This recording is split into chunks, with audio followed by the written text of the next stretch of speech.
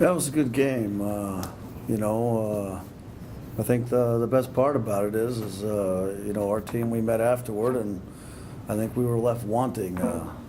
We were kind of pissed, and if that was an NCAA tournament game, I told them that we just left that to a shootout, and and it was a fair result. We had 10 shots, they had 10 shots. We had 5 on goal, they had 5 on goal. The whole thing, but. We had about 14 more crosses that bounced through than they did, and we got to get on the end of those. And we've done a much better job this year. Clearly, we've scored more goals than we did last year. But it's still an area that we're going to win in the NCAA tournament. That we have to get on the end of those balls, and that's it. And I thought that when you look at her team, you got Rafferty and you've got Yessie. Audrey, Melanie obviously is amazing. Then you got Haley and Sophia. Those kids are all potentially All-American. If everything goes their way. And I thought Erin was a general. She ran our team. She was amazing most of the game. Ball got underneath her. You want to raise your game to the All-American level, you got to take a ball out of the net. Sophia, she's got 4 goals and 3 assists on the year. She's an All-American. She gets that ball from Haley in overtime. She blasts it just past the post. Those are All-American plays. I thought Yessie and Melanie were certainly at All-American level that game. They were amazing, and but we put a lot of pressure. I thought Haley, she needed to cut in a couple times, and she went straight, allowing that super fast center back they had to close her down. But for the most part, she was bouncing crosses through. Sophia was bouncing crosses through, and and their center back has an argument as the best center back in the country. So I think we did a pretty good job of really making them face their own goal and put them in bad situations. But you want to survive and advance in the NCAA tournament. We got to find a way to get that game 2-1 and 3-1, not 1-1 and go to shootout. So I thought our fitness level was good. I thought they started to play uphill the further that game went. So that bodes well for the down the road. And I thought we went a little deeper into the bench than they did, but the game definitely was tight on both teams in that sense. So, but it should be good. I mean, that game felt like we were playing Mankato or Central Missouri, which is the games you want to play to get ready for those games, and they were fast. They were really, really fast. Every player on the team was really fast. So, and I thought it was good for the coaches. I mean, I thought at halftime we made some good adjustments there, and and we were on that quirky back line, but then we tucked Ashley Franco back and put her in the zone and let the one girl run around. And then she was clogging herself up, and then it was taking away that long entry ball to that center striker making the diagonal, which that really hurt their pattern play a little bit. So. They were prepared for us, so someone in the Northern Sun told them how we play, which is interesting. But that's good, though, because that'll be, to be honest with you, I'm glad, because, we're going to see those same patterns, as the year goes on and in the NCAA tournament, so we made some good adjustments. How well do you think the new offensive talent you brought in this year have been fitting in with Haley and Sophia so far? Need some work there, and when you look back at the JUCO kids we brought in and we've been successful with, Ninja we redshirted, and then so she came in and we fixed a lot of things. Haley did not redshirt, but if you remember, Haley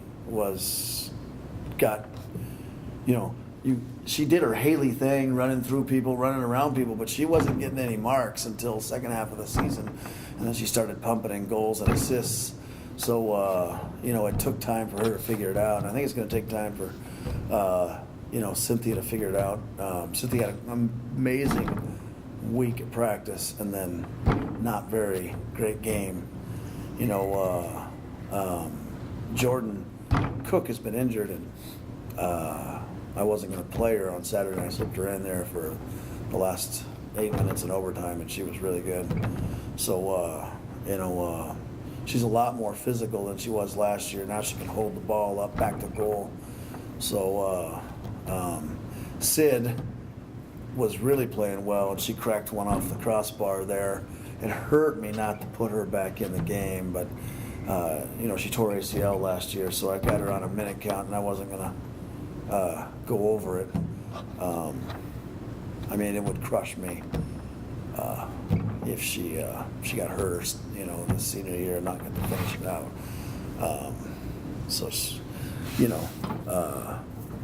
I want her to finish the year out, so I'm going to stick with what we've done and not veer from that.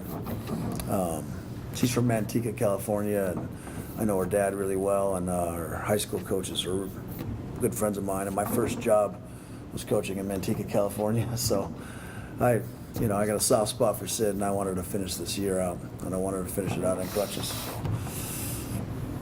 Now, Sophia getting national recognition, is that something that you guys celebrate, or is it expected by now out of her? That's pretty cool, but it's the first I've heard of it, so I didn't even know.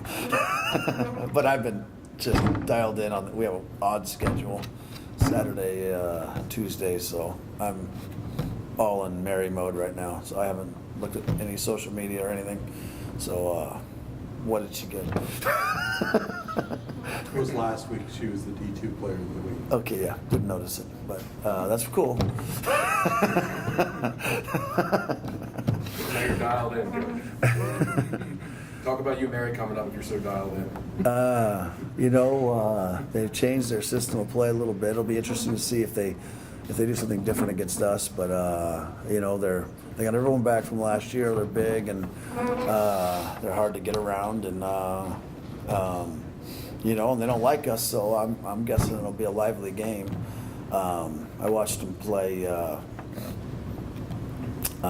Saturday, and they look dangerous. They look dangerous and susceptible. That's probably why on Thursday they won 5-3. So I think it'll be an interesting game. The question is how far will they be able to go on that bench in that game, and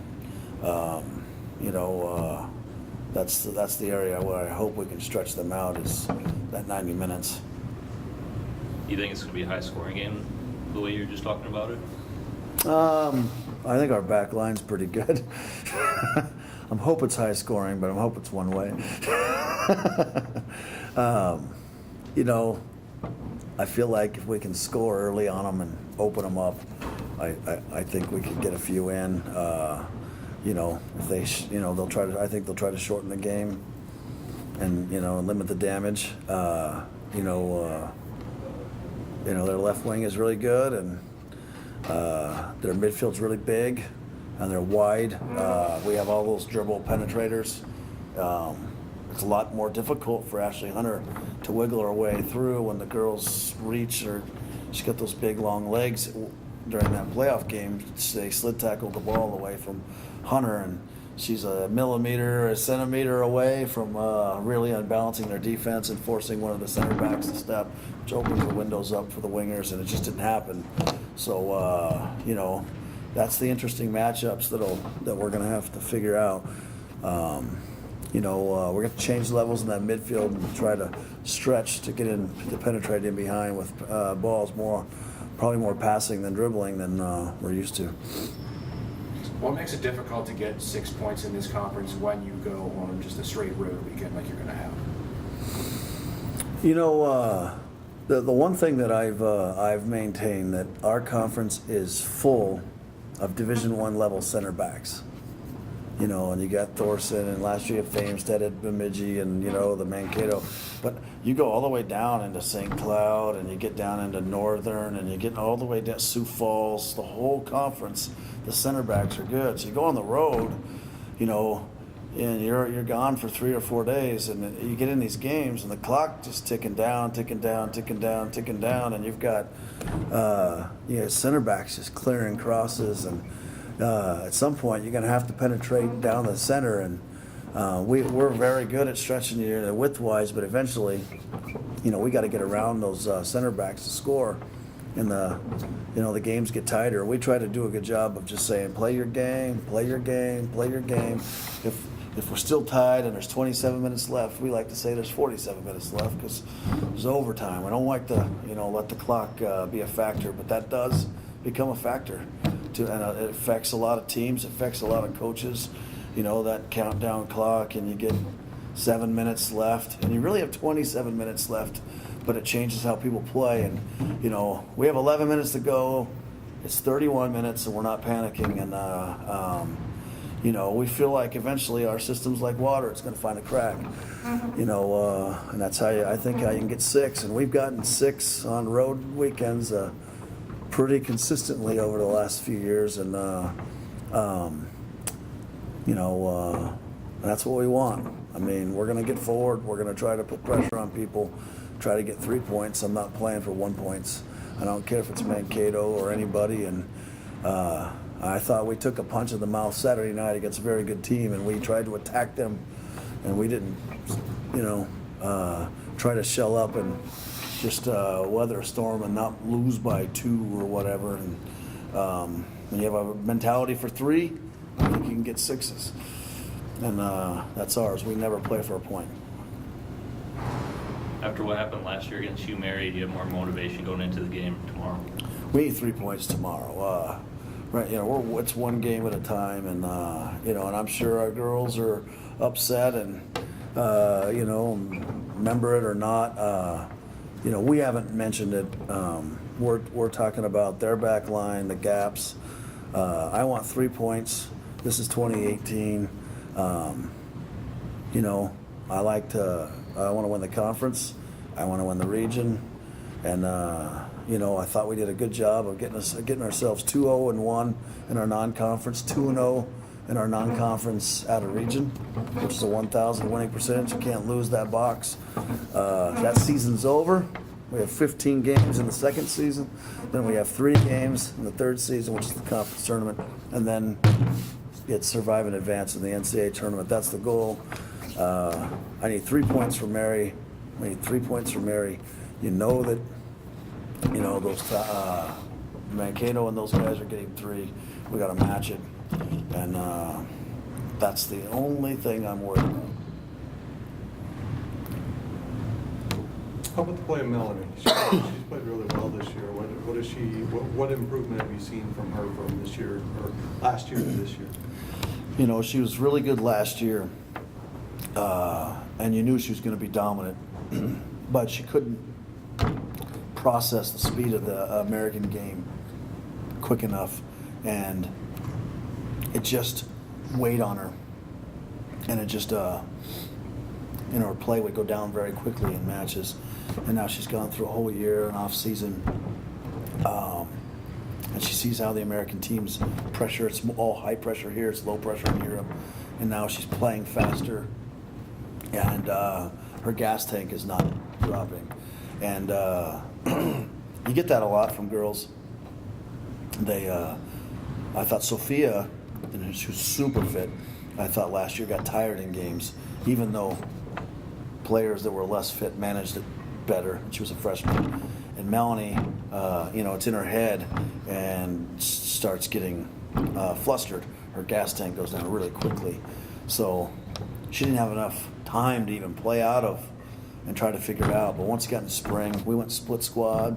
She wasn't getting any hooks. She got to play through it. She's more fit this year, but she's not. She doesn't have any anxiety, and she's not worried. And then it's like twofold. Her fitness gone up, and then she's not letting, the emotions or whatever drag her fitness level down either. And the longer she's out there, the more it works. You know what I mean? And I don't know of anyone on any team that we've played in all the years I've been here that hit driven balls better than her. She drops 50, 60, 30, 40 on a dime, and she'll put it 3 inches over that left back's head right into stride to Haley, 2 or 3 times a game. And that really stretches teams, because they've got to make sure that she doesn't get over the top of her, and then that gets girls like Megan and Andy and Janelle a lot of space to do their thing, all the little wiggling they do. And you saw Hunter, the 19-yard strike against Oklahoma Baptist. Those things, all of it all ties together in a match. So, she's big time.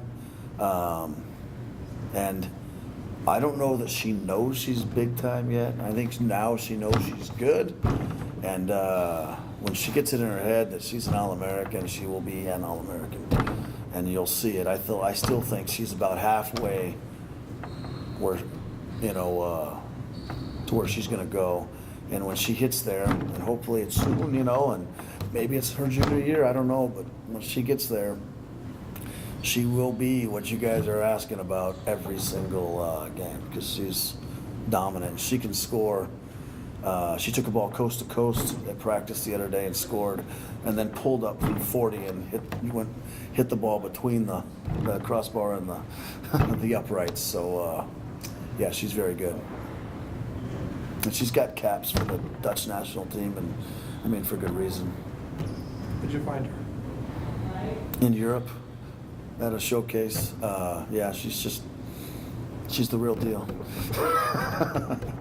So, and the thing that we've done well here is we've been willing to be patient, and we paid for her knowing that first year wasn't where we're going to get our money's worth, and we were patient with Ninja, we were patient with Haley, we're being patient with Cynthia. To be honest, we were patient with Sophia. And I know she had a great year, but she's going to score twice as many goals this year. She could have scored twice as many goals last year, and I just think that, you